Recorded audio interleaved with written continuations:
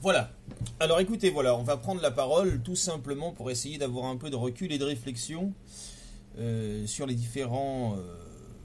sur les différentes accusations d'agression sexuelle, sur le hashtag, le fameux hashtag balance ton porc, qui n'est pas une expression la plus heureuse et la mieux choisie, selon moi. Et on va essayer d'aborder ces sujets avec un peu de distance et de nuance. Alors, commençons par l'affaire Weinstein, puisqu'en réalité, tout part de là.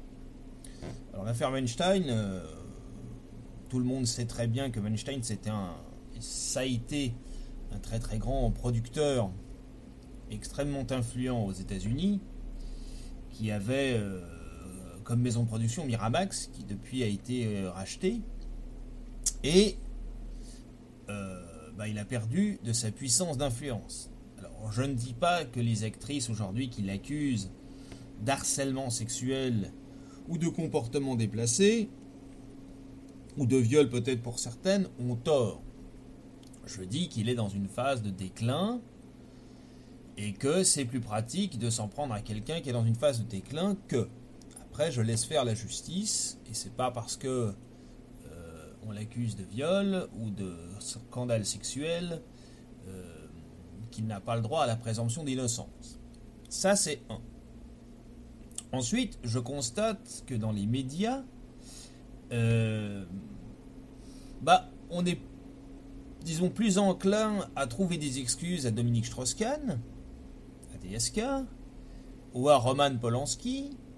Je reviens sur mon Yann Moix, c'est un oxymore.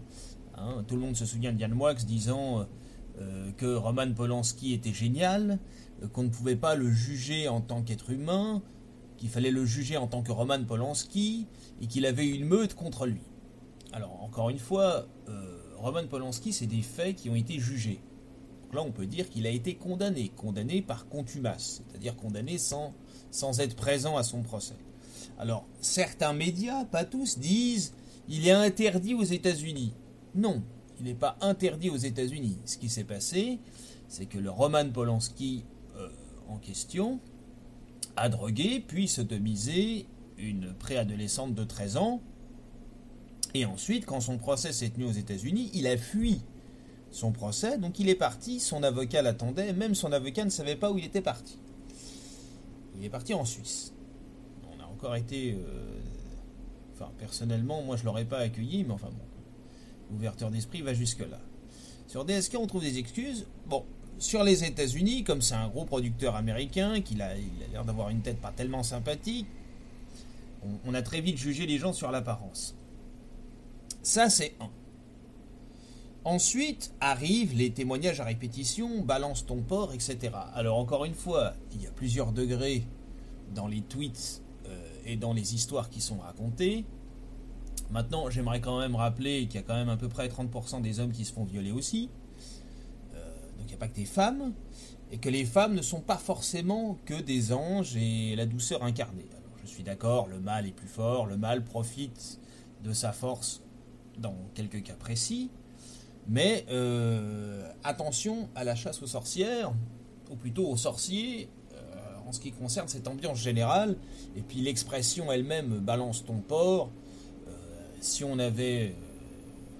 D'autres vont utiliser cette même expression, et je ne le pense pas du tout, en disant balance ton juif, etc. Et puis c'est pas très gentil pour les porcs, en plus ils n'ont rien fait, les pauvres porcs, vont laisser-les où ils sont. Bref, c'est pas très heureux, on peut tomber sur des cas précis. Alors moi, je m'intéressais à cette affaire de très loin, et je suis tombé sur les témoignages de Anne Romanoff, qui est une comique, enfin pseudo-comique, et qui a dit ah oui, bon, il y aura forcément des accusés non coupables qui vont... Mais on fait pas d'omelette sans casser des œufs. Je suis désolé, ça c'est pas une expression recevable. Justement, quand on n'est pas sûr de l'omelette, on ne casse pas des œufs pour rien. Bon. Donc la justice doit se faire dans les prétoires, et la présomption d'innocence. C'est-à-dire que maintenant, dans les médias, vous devenez... On renverse la charge de la preuve, si vous voulez. C'est plus la présomption d'innocence, c'est la présomption de culpabilité. Et la dernière affaire en date que j'ai suivie, c'est sur Tariq Ramadan. Alors sur Tariq Ramadan, je vais me permettre de développer un petit peu. Moi, Tariq Ramadan, c'est un garçon que j'ai suivi pendant très longtemps. Je ne suis pas musulman. Je ne suis pas pro-Ramadan du tout. Par contre, j'ai toujours respecté. J'aime bien son intelligence, etc., etc. Alors, sur Ramadan, moi, je ne le suis plus depuis quelques années. Depuis qu'il a dit qu'il souhaitait le meilleur à l'imam de Brest. Bon, ça pour moi, c'est pas acceptable. Mais j'ai jamais autrement senti de contradiction dans son discours proprement dit. Et une dame dit peut-être la vérité ou pas, dit que que Ramadan s'est jeté sur elle, qu'il s'est comporté comme un animal, et que bref. Donc, accusation reçue, reçue une plainte déposée pendant 6 heures, ça a été quand même, je nie pas le travail a été sérieux, bon. Moi, ce qui me dérange dans cette affaire-là, c'est que c'est pratiquement pas la victime ou la victime présumée, qu'on a entendue dans les médias. La première personne à s'exprimer sur cette affaire, ça a été Caroline Fourest. Caroline Fourest, qui essaye d'attaquer Ramadan, qui est reconnue pour son travail anti-Ramadan depuis des années. Caroline Fourest, qui a menti à de nombreuses reprises, qui les livres de Ramadan, par exemple, dans son bouquin Frères Tariq qu'on a montré, les Frères Tariq qu'on a montré à la télévision et dans les médias de façon répétée, elle a censuré les conclusions de Monsieur Tariq Ramadan.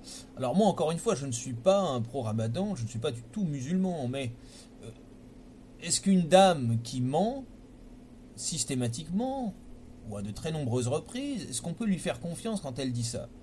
Je suis pas sûr. Après, elle dit qu'elle est au courant de ça depuis 2009. Mais que c'est compliqué, alors à sa défense, elle dit mais c'est compliqué parce qu'on peut pas accuser sans preuve, etc. Si elle était vraiment persuadée, si elle le savait depuis 2009, elle a dit je sais. C'est pas j'ai des présomptions, j'avais des présomptions depuis 2009. Elle a dit je sais. Donc quand on sait un fait, le devoir du citoyen, c'est de le porter à la justice. En disant, moi je sais ça.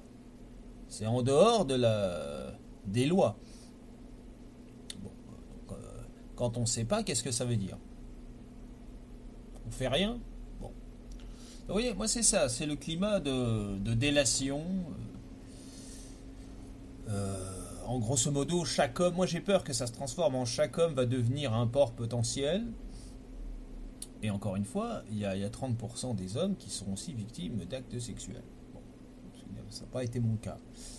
Mais bon voilà, c'est des sujets qui sont très délicats. Et encore une fois, toutes les femmes, sans être macho, sans être, ou alors un petit peu, ne sont pas que des anges. Il y a des femmes qui par vengeance peuvent accuser un homme, il y a des femmes qui, voilà, il y a des femmes aussi qui sont dans des positions de pouvoir, ça existe. Vous voyez, c'est pas aussi simple, c'est pas l'homme a tous les défauts du monde et la femme est pure comme du cristal, ça n'existe pas. Quand on a un petit peu d'expérience, on sait bien que c'est pas le cas. Donc les médias nous fabriquent un prêt-à-penser, comme ça ils vous servent ça sur assiette et ils vous disent vas-y mange, c'est chaud, hein. Tu peux y aller. Donc on essaye de prendre simplement sur cette chaîne un peu de recul sur les choses et dire si Monsieur Ramadan est coupable, c'est inacceptable. Et la justice passera. Maintenant, jusqu'à preuve du contraire, M. Ramadan est présumé innocent. Voilà. Alors, il y avait aussi la petite affaire Gilbert Rozon. Alors, Gilbert Rozon, vite fait comme ça, c'est le producteur du festival Juste pour Rire. Enfin, c'était. Il a démissionné de ses fonctions. Et c'était aussi un co-animateur ou co-présentateur ou un juré de l'émission La France a un incroyable talent. Alors, moi, j'ai adoré le cynisme d'M6, d'autant que je vais vous en apprendre une belle aujourd'hui, c'est qu'au départ ils ont dit bon alors on respecte la présomption d'innocence, mais vous comprenez bien que comme c'est un programme familial, entre guillemets, on ne peut pas laisser le programme en état, donc on annule. Donc ils ont annulé le programme dans un premier temps, et ils ont censuré M. Gilbert Rozon. Alors certes il a déjà été condamné, mais enfin bon, jusqu'au nouveau jugement il y a présomption d'innocence. Alors, soit on dit on respecte la présomption d'innocence et on laisse travailler le monsieur. Autant, moi, sur Roman Polanski, par exemple, j'ai de la réticence sur ce qu'il a fait, même plus que ça. Je trouve que c'est inadmissible. Quand Yann Moix défend Roman Polanski en s'attaquant à Patrick Sébastien, je lui avais fait une petite réponse à l'époque. C'est pas admissible, il y a contradiction. Quand il dit oui, vous vous attaquez aux faibles par la force, et ceux qui n'ont pas les moyens de se défendre, en parlant à Patrick Sébastien, parce qu'il a expliqué que quand il était petit, il s'est pris 2-3 baffes, et que ça ne l'avait pas traumatisé. Et là, il met en parallèle, moi je lui mets en parallèle Roman Polanski, et je lui dis, est-ce que tu penses que la gamine qu'il a sodomisée, après l'avoir droguée, est-ce que tu penses qu'elle avait les moyens de se défendre? Bon, ben j'attends toujours sa réponse. Est-ce qu'il faut aller sur le service public pour lui poser la question directement? Est-ce que c'est pas l'attitude d'un salaud? Bon voilà, écoutez. Donc moi, Roman Polanski, je fais clairement la différence entre le réalisateur, il y a des très grands films de Roman Polanski, je veux dire, voilà, Le Pianiste, il y a même des films un peu plus de science-fiction qui sont très très bons, donc je suis pour la rétrospective, si c'est ça la question, mais l'homme privé me débecte. Et je constate simplement que ce soit DSK, j'ai même entendu, en ce qui concerne l'affaire DSK au Sofitel, un journaliste ou une journaliste de gauche, je ne sais plus, qui a dit texto, mais soyons honnêtes, Nafissatou Diallo, ce qui lui est arrivé, c'est la meilleure chose qui lui soit arrivée. Et on dit, alors là, quand même, ceux qui étaient autour de la table, quand même, ont fait une moue un peu médusée, un peu choquée. Et il fait, oui, mais regardez, avec la tête qu'elle a touché des millions, ça lui a changé la vie, c'est quand même formidable, il faut être honnête. Bon, écoutez, non, Jean-François Kahn, qui était directeur de Marianne, a démissionné après avoir dit c'est un troussage de bonnes, sous-entendu, les rois faisaient ça dans l'ancien temps, c'était presque un privilège de prendre la bonne par derrière, rien dans les mains, rien dans les poches, et on y va comme ça. Non, c'est pas un simple troussage de bonnes, parce qu'on pourrait être provoquant avec lui et lui dire si on trousse ta mère, tu risques de pas apprécier beaucoup. On va te dire c'est dans les traditions, c'est dans les coutumes, etc. C'est barbare et c'est complètement idiot. Bon. Alors il s'est excusé, il a fait une maladresse, mais enfin bon, je pense pas que ce genre d'affirmation soit simplement une maladresse. Moi je pense que ça vient aussi de ce qu'on pense en privé et que de temps en temps la langue fourche, comme on dit. Ils sont tellement habitués à la langue de bois que de temps en temps ils ont envie de se lâcher. Et puis après, chacun a le cercle d'amitié qu'on mérite. Donc si vous voulez, il y a quand même des orientations médiatiques qui sont encore une fois assez désagréables sur ces affaires. Moi je suis pour clairement qu'on punisse et qu'on condamne les coupables.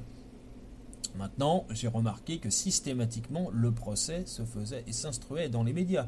J'ai entendu des gens, encore une fois sur RMC, dans les grandes gueules, dire il est coupable de viol. En parlant de Tariq Ramadan, en parlant d'Harvey Weinstein, en parlant de qui que ce soit. C'est pas le si, c'est pas la présomption.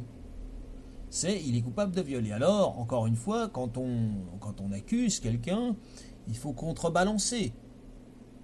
Il faut entendre, entre guillemets, la partie adverse, ou la partie civile, ça dépend de quel côté on est. Alors moi, je ne remets pas en cause le témoignage de ces femmes, mais je nuance le propos en disant la vérité n'est pas établie. Les médias orientent quand même pas mal l'opinion des gens. Malheureusement, c'est pas encore une totale libération. Et dès qu'on prend une position intermédiaire, qui est la mienne, ou dès qu'on essaye d'avoir un raisonnement plus global sur ce différent type d'affaires, on nous accuse d'être pro-Ramadan, d'être antisionistes, d'être les alliés peut-être du Front National, quand on n'a pas tout à fait les mêmes orientations politiques, ou alors d'être un ami de Tariq Ramadan, parce qu'on a tendance à dire attention, c'est un homme, il mérite un jugement clair, mais un jugement quand même.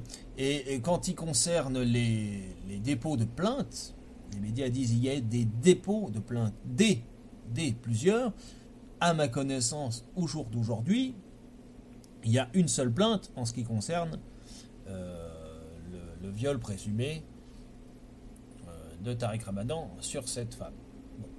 Alors, moi, j'ai pas de raison de ne pas la croire. Je dis simplement, moi, mon opinion sur cette affaire-là n'est pas faite. Et je refuse de condamner un homme par principe, parce que, en plus, c'est Caroline Fourest qui vient le défendre. Alors, si vous avez besoin de quelqu'un pour défendre une cause, ne prenez pas Caroline Fourest comme porte-parole. C'est impossible. Moi, je respecte cette dame, je ne l'ai jamais insultée, mais je ne suis pas d'accord. Je ne suis pas d'accord. Elle a menti. Elle a menti, écoutez. Elle a même menti dans l'émission à Ruquier, disons qu'elle n'avait pas été condamnée, qu'elle avait gagné en appel dans un procès. Et l'appel n'a pas été jugé, en fait, elle a été, en première instance en tout cas, elle a été condamnée, elle n'a pas gagné en appel comme elle l'a dit.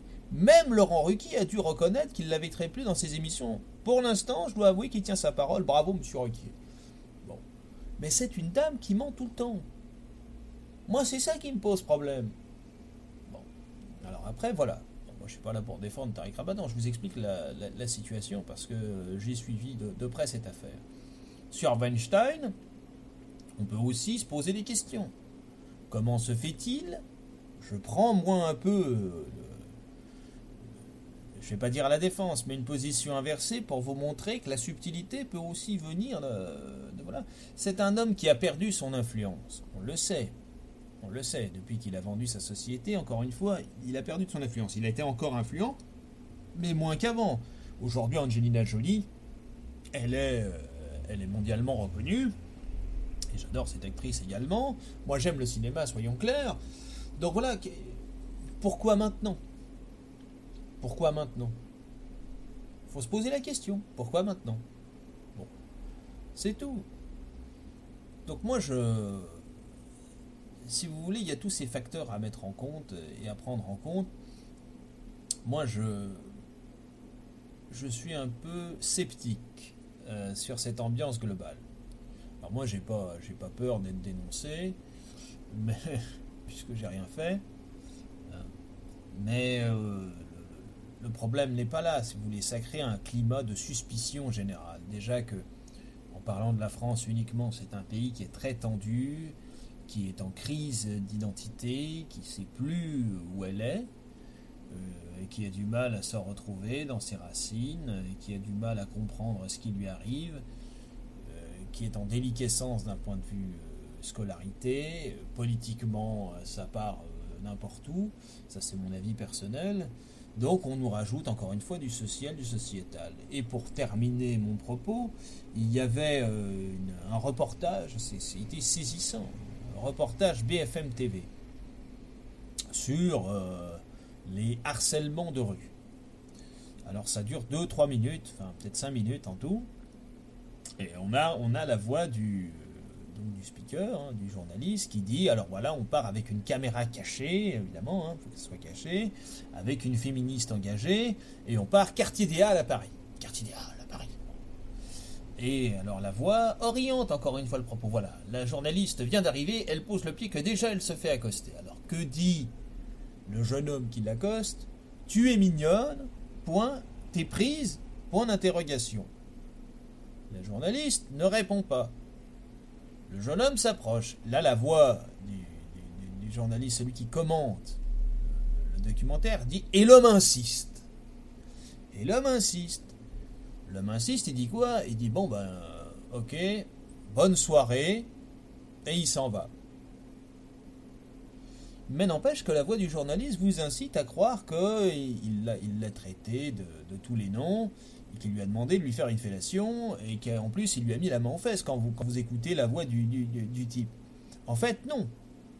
C'est quelqu'un qui a essayé et qui n'a pas pu. Il s'est pris une veste, tout simplement. Bon. Vous voyez, moi c'est ça le problème dans l'affaire. Donc, encore une fois, moi j'ai pas de tendresse pour les violeurs, pour ceux qui agressent les femmes, etc. Mais on met tout sur le même panier et c'est fatigant. C'est fatigant. Et moi, ce qui me dérange, c'est quand on a une dame comme Caroline Fourest qui vient prendre la parole, alors que sa parole est déjà entachée depuis de nombreuses années, et qu'elle justifie tout son travail, entre guillemets, parce que c'est de l'idéologie, c'est de la propagande aussi. Vous comprenez? Moi, c'est ça qui me dérange. Moi, j'ai rien contre cette dame, mais à un moment donné, je mets devant les faits. Les faits, c'est quoi? C'est quoi les faits? Qui décide de qui est coupable ou pas? C'est les médias ou c'est la justice? Et on influence comme ça un comportement, on glisse la présomption de culpabilité, on a inversé la charge de la preuve et c'est la présomption de culpabilité systématiquement sur quel que soit l'individu. Moi je suis pour une neutralité, je suis pour laisser faire en liberté la justice et qu'on arrête de monter les choses en épingle comme ça. Il y a un cynisme total,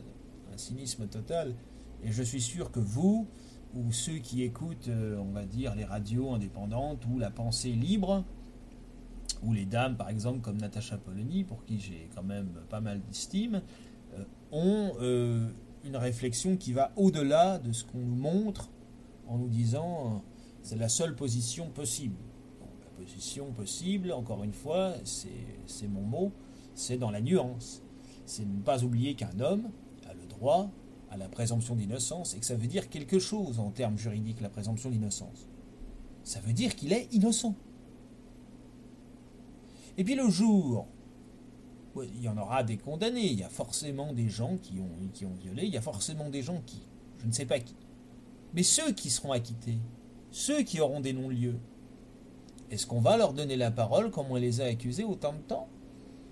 On sait bien que non.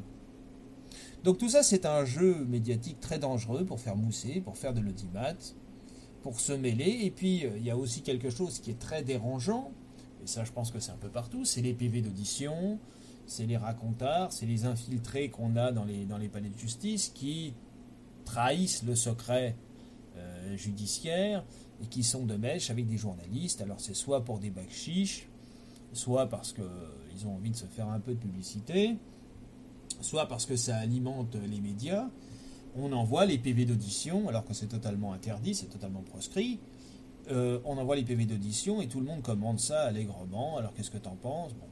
Et de temps en temps, quand on a de la chance, on dit oui, mais il est présumé innocent. Après l'avoir accablé pendant 45 minutes en disant oui, alors on reçoit des victimes présumées, on a l'impression que c'est la vérité révélée. C'est quand même incroyable. Écoutez, on reçoit n'importe qui, on prend sa parole comme si c'était absolu, qu'il n'y avait absolument pas à remettre en question. Et quand on dit ah oui mais attention, peut-être que son récit n'est pas tout à fait la vérité. Ah oui mais qu'est-ce qu'elle aurait à mentir? Elle aurait quoi? C'est quand même gros. Mentir là-dessus, ça serait quand même terrible. Ah oui mais ça serait terrible. Mais pourquoi pas, hein? Encore une fois, je ne dis pas que il n'y a pas eu viol, quelle que soit l'affaire.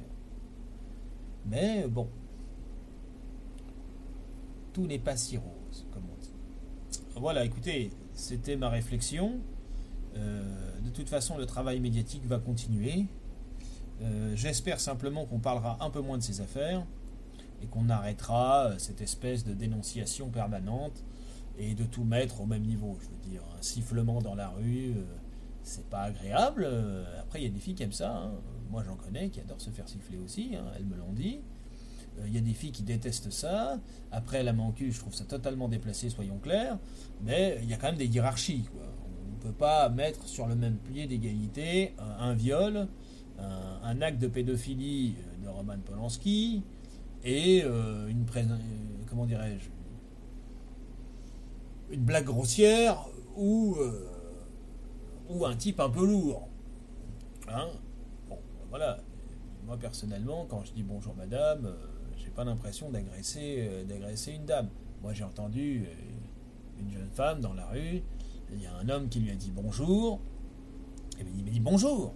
Mais il m'a dit bonjour avec des yeux, j'avais l'impression qu'il allait me violer. Si maintenant, on peut plus regarder les gens dans les yeux en lui disant bonjour, c'est grave. Voilà. Alors peut-être qu'il avait un physique pas très rassurant, ou qu'il avait des yeux un peu... voilà. Mais il a dit bonjour. Bonjour. Hein. Voilà. Quand on est commerçant, on fait bonjour et avec un grand sourire. Vous voyez, il faut arrêter de psychanalyser tout et de réglementer tous les comportements aussi. En ce moment, ça devient n'importe quoi. Donc, je vous livre cette réflexion parce que personnellement, ça m'a un peu agacé. J'en ai un peu assez d'entendre que ceux qui prennent la défense de Tariq Ramadan sont uniquement des radicalisés ou des pro-Ramadan, etc. C'est pas mon cas. J'en ai assez d'entendre présumé innocent, mais de rendre coupable immédiatement tous les témoignages qu'on reçoit en disant bah forcément l'accusé est coupable, en disant tout à la fin il y a présomption d'innocence, c'est un peu trop facile. J'en ai assez de ce climat, voilà. Donc j'avais envie de faire une petite vidéo et une petite réponse un petit peu plus longue que d'habitude. Et puisque je vous tiens et que vous avez la gentillesse de m'écouter jusqu'au bout, je vous annonce très bientôt la création d'une chaîne YouTube consacrée uniquement aux jeux vidéo. Où là, effectivement, on aura des débats sur le jeu vidéo, on aura un espèce de top 10 des jeux testés. Et je vais mettre en place également des émissions quand j'aurai un peu de temps. On a prévu du matériel pour ça. Il y aura quelques spécialistes avec moi. Et on risque de faire une émission spécifique sur le jeu vidéo qui risque d'être assez intéressante là-dessus. Et puis on donnera des conseils, on relaiera aussi des petites soirées, des points de rendez-vous, différents festivals. Et on se battra aussi pour une meilleure information et diffusion du jeu vidéo, puisque on en revient encore aux médias. Dès qu'il y a du terrorisme, il y a forcément du jeu vidéo quelque part. Alors par exemple, moi GTA 5, c'est pas tellement ma tasse de thé, mais c'est le jeu le plus vendu dans le monde à l'heure d'aujourd'hui. Et le tueur de Nice, on avait dit, bah voilà, regardez, le tueur de Nice, c'est GTA, il suffit de jouer à GTA pour se rendre compte ce que c'est on prend une camionnette, on écrase tout le monde. Sauf que GTA s'est vendu à des centaines de millions d'exemplaires dans le monde. Donc si le jeu vidéo avait cette puissance d'influencer dans les esprits, tout le monde aurait pris une camionnette pour écraser des passants, ce qui est évidemment pas le cas. Et puis faut interdire encore une fois les films d'horreur parce que c'est des appels au meurtre. Il faut interdire Cyril Hanouna et son émission Touche pas à mon poste parce que ça peut donner des répercussions sur le cerveau. Il faut pas jouer à Mario parce que Mario il a la moustache encore une fois comme Hitler. Donc c'est très compliqué. Donc on fera une émission aussi pour la défense du jeu vidéo.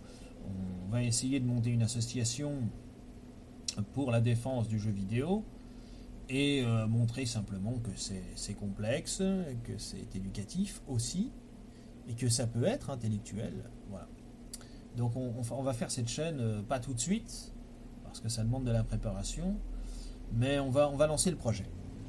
Voilà pour la petite information surprise de la vidéo. C'était pas prévu de vous l'annoncer dans cette partie-là, mais c'est fait. Donc il y a encore quelques semaines de préparation avant le lancement, et puis je vous donnerai sur ma chaîne le lien très prochainement. Pour mes abonnés français, vous aurez le lien en priorité, et pour les Suisses aussi, parce qu'on touche un peu toutes les communautés. N'hésitez pas à laisser un commentaire sur cette vidéo, si vous êtes de mon avis ou pas d'ailleurs, hein, peu importe. Moi, alors je ne fais pas de publicité, je dis pas laissez un pouce bleu ou laissez un pouce, vous êtes assez grand pour faire ce que vous voulez. De toute façon, nous on ne cherche pas à se développer de façon exponentielle. On est très content de nos abonnés. D'ailleurs, j'espère que les OST qu'on publie vous plaisent. On va publier très prochainement des OST, d'animés, et puis un peu de jeux vidéo aussi. On va diffuser des OST très bientôt. Là, on rentre de vacances, on est frais et dispo. Voilà, je vous remercie beaucoup. À tout bientôt.